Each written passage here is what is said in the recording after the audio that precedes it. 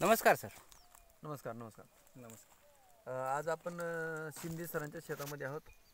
डाळिंबचा plot आहे आणि गाव आहे मंगरूळ, तालुका चिखली, जिल्हा बुलढाणा. आज तारीख आहे 25 फेब्रुवारी 2021. तर सर आपलं पूर्ण नाव? माझं अमोल पांडुरंग शिंदे. हां. राहणार मंगरूळ. बरं सर, हे बाग कधी लावले तुम्ही? हे बाग जवळपास आता 6-7 वर्ष झालेली. अच्छा. पीक किती आहे? पीक आता हे 5वं पीक आहे. 5वं पीक आहे. तर झिने सरांनी तुम्हाला ग्रीन पॅन्ट कंपनीचे प्रोडक्ट दिले होते यावर्षी. हो हो. आपल्या बागेची कधी पाणी सुरू झालं? पाणी आपलं 20 डिसेंबरचं आहे. जवळपास 2 महिने झाले आता. म्हणजे आज 2 महिने 3 दिवस झाले समजा. हो हो. आहे ना.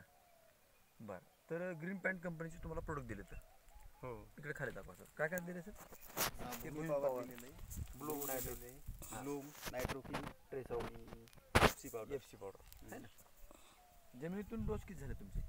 जमिनीतून माझे 2 डोस झाले. अच्छा. प्रीमियम आणि ब्लूमचे. अच्छा. आणि स्प्रेमध्ये?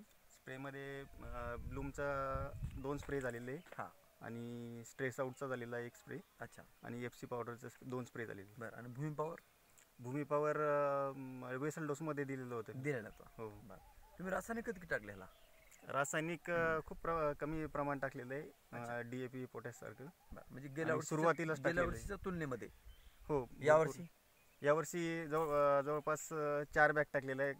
दरवर्षी आपण 6-7 बॅग टाकत असतो. अच्छा, म्हणजे साधारण 50% हो हो. कमी केलं जवळपास. बरं, हे ग्रीन पॅन्टचे कंपनीचे प्रोडक्ट वापरल्यामुळं, हे स्प्रे केल्यामुळं तुम्हाला रासायनिकचे स्प्रे जास्त लागले कमी लागले? कमी लागले. कमी लागले. खूप कमी लागले. म्हणजे किती दिवसानं पहिलं स्प्रे करत होतो आणि आता किती दिवसानं करतो? मला तर जवळपास 4-5 दिवसानंतर एक स्प्रे करावा लागत होता पहिला. हां, पहिला स्प्रे. आता आता जवळपास प्रत्येक स्प्रेमध्ये माझा 8-10 दिवसाचा गॅप असतो. अच्छा. हो. म्हणजे 4 दिवसानं स्प्रे करण्याच्या ठिकाणी स्प्रे करायचं, आता त्यांनी 8 ते 10 दिवसांनी हो स्प्रे करतो. म्हणजे आपला जो केमिकल वापरायचा जो खर्च होता किंवा जे विष होतं ते आता शेतामध्ये किंवा पिकावर काय होलं? कमी. बरं, आता कुठल्या ह्याच्यावर सर रोग?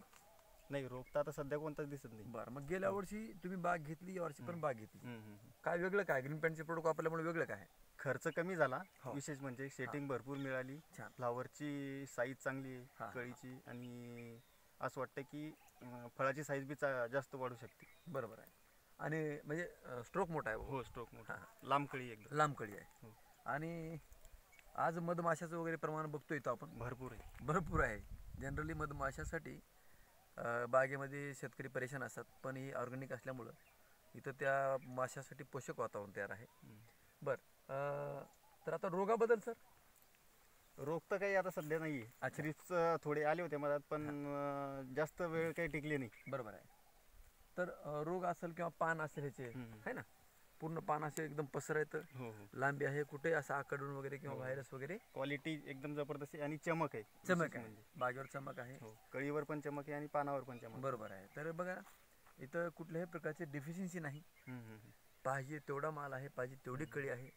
नर मादी जेवढ्या प्रमाणात पाहिजे आपल्याला तेवढ्या प्रमाणात आहे ना.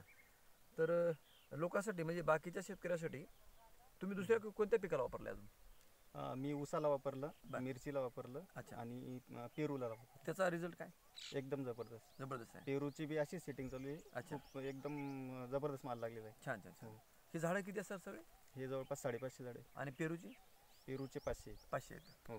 तर आपण सेंद्रिय शेती करत असताना आपल्या बाकीच्या महाराष्ट्रातल्या शेतकऱ्यांना काय सल्ला द्याल तुम्ही? माझं तर एकच म्हणणं आहे की शक्यतो रासायनिक पेस्टिसाईड वगैरे कमी करायला पाहिजे. लोकांना आपण सेंद्रिय माल खाऊ घालायला पाहिजे. बरोबर, हे विशेष महत्त्वाचं आहे. आणि शक्यतोवर ऑर्गॅनिक समजा फर्टिलायझर असो किंवा समजा काही पेस्टिसाईड वगैरे असो, तर त्यांचा वापर जास्त केला पाहिजे. बरोबर आहे. तर मग काही शेतकऱ्याचं असं म्हणणं आहे की बाबा रासायनिक शिवाय पर्यायच नसतो, तुम्ही हे जे काय दिलात ते ह्याचं काय खरं नाही, त्याच्यावर काय म्हणणार तुमचं? नाही, भरपूर पर्याय आहे. तर सगळ्यात महत्त्वाचं काय आहे, या ठिकाणी जोपर्यंत त्या झाडाची रिक्वायरमेंट पूर्ण होत नाही तोपर्यंत ते झाड स्ट्रॉंग राहत नाही. आणि या ग्रीन पॅन्टच्या सगळ्या खतामुळं, ह्या भूमी पॉवर असेल, ब्लूम असेल, नायट्रोकिंग असेल, हे त्या पिकाला लागणारे जे अन्न घटक आहेत आणि त्यांना ज्यावेळेस लागते त्या टायमाला, म्हणजे त्या पिकाला काय लागतंय ते आपण देतो. आणि केमिकलमध्ये आपल्याकडे काय आहे तेच त्या पिकाला देतो. ह्या दोन्हीचा खूप फरक आहे. तर त्यामुळं आपण रसायनमुक्त शेती, विषमुक्त अन्न काढण्यासाठी किंवा आपलं उत्पादन खर्च कमी करण्यासाठी किंवा जमीन वाचवा या अभियानामध्ये आपण सर्वजण सामील व्हावं, एवढंच मी आपल्या महाराष्ट्रातल्या सर्व शेतकऱ्यांना सांगतो. धन्यवाद.